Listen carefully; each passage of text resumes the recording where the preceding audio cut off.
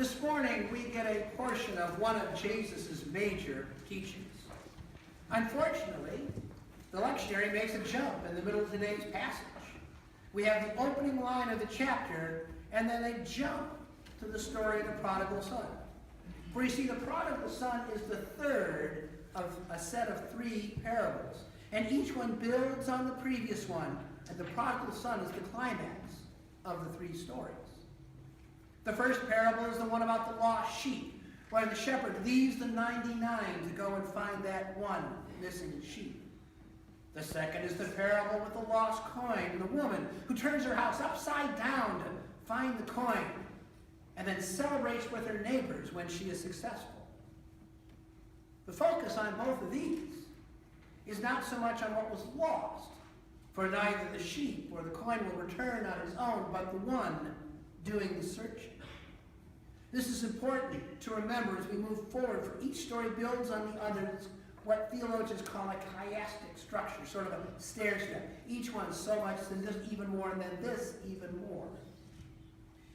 In part, this focus on the one doing the searching tells me that the story may be misnamed. In reality, I think the name ought to be the forgiving father, the generous father, or the loving father. For as you'll see, there's not one, but 2 prodigal sons in this story. We often wonder who we are in the story. It seems many of us identify with the older brother. Now, there are plenty who can identify with the younger brother, but most people say, yes, I can see myself in the older brother, but I have yet to find anybody who says, oh, I identify with the father. And maybe that's because the father is the character that Jesus wants us to focus our attention on. You know, in godly play, parables are always kept in a gold box. And when the storyteller gets ready, they just put the box in front of the children, take off the lid, and then begin to say, I wonder what this is. And I wonder what this is, as they literally unpack the parable. For parables have many levels. So I want to give you one today. There's often a temptation to divide everything into that dualistic mindset. One is right and the other is wrong.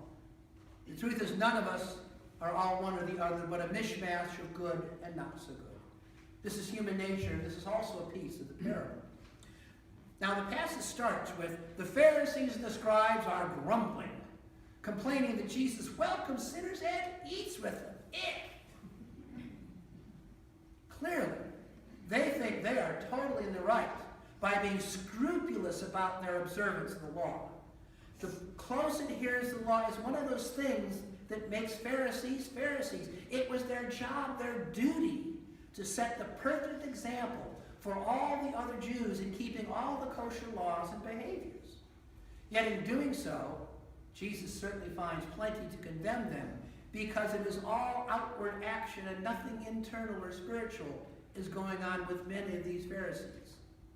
And he's setting these 2 groups up for a very serious lesson. On one of my Ignatian retreats, I spent the better part of a day on this parable and wrote a retelling of the story. I told the story in this imaginative way. I've taken you often to take you into the story and experience it. And I looked at it from the view of the younger son as he was returning home. Physically dirty, richly unclean. He had been feeding pigs and had been outside of Jewish territory. Fearful, remorseful, totally and completely shamed. Shame was powerful in those days, for that was an honor-shame society. And now we often think of shame as something bad, but shame can be turned into something positive. For if shame motivates us to change our ways, admit our fault, to repent, then shame brings us with a positive effect into being a better person. The younger son comes back to the father fully aware of just how shameful his behavior is. But he seeks to overcome it and restore at least some semblance of relationship with the father, even if it is only as a servant in the house. Imagine a conversation between the younger son and his father, personal slave Reuben. I always use that wonderful picture, the Rembrandt painting that hangs in the Hermitage that Henry Nouwen wrote a wonderful book about. And it's got the prodigal son and what's clearly the older father and a couple others. And I imagine one of those as Reuben, the personal slave. The son is in a bath getting cleaned up by Reuben since he was quite filthy. And he had no intention of putting on that nice new best robe on him until he cleaned him up. Now, he would also have had to take a ritual bath as well, but this was just a plain old bath to get the dirt of the road off him. In the exchange between the slave and the son, I imagine the slave spoke of how much the father was grieved by the son's action. There's a disrespect of demanding his inheritance early, which in effect said, "Dad, you are already dead to me, give me my inheritance." Reuben the slave says, "The day you left, he was in this very tub. I've never seen him so upset. He told me that he did not understand why you had done this and was deeply hurt. Oh, he was disappointed, and yes, a little angry when you left, but mostly the father's heart was broken. Yet he's prayed every day for your return. Of course, he's overjoyed to see you back. His prayers have been answered. What you do not understand, nor do you know, is that when you left, he sent people to look for you. He found you and knows all the things you had been doing.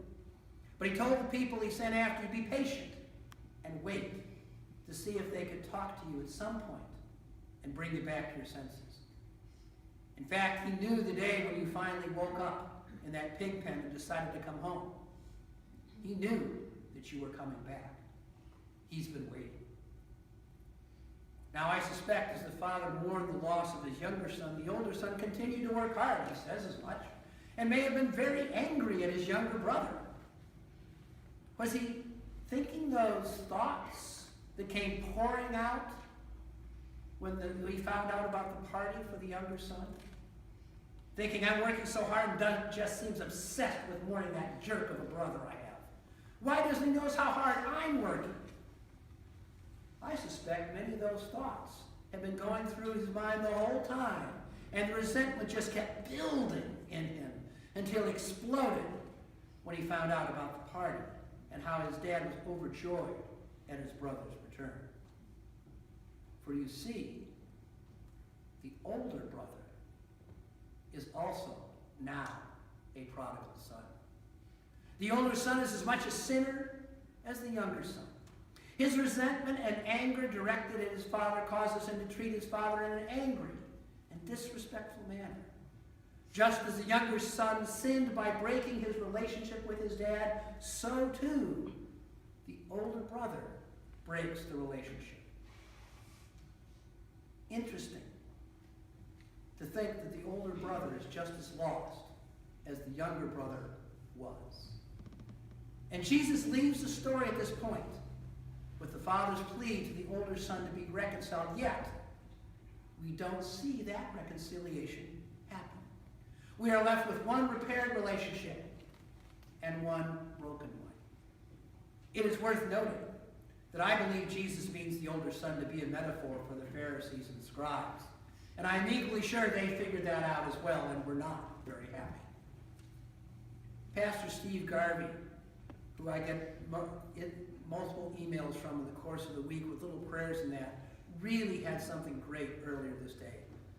With attached to the passage, his father came out and began to plead with him. He writes this, "My beloved, both of you, come back to me. You have distanced yourself, walked away from the family. Come back. I want you.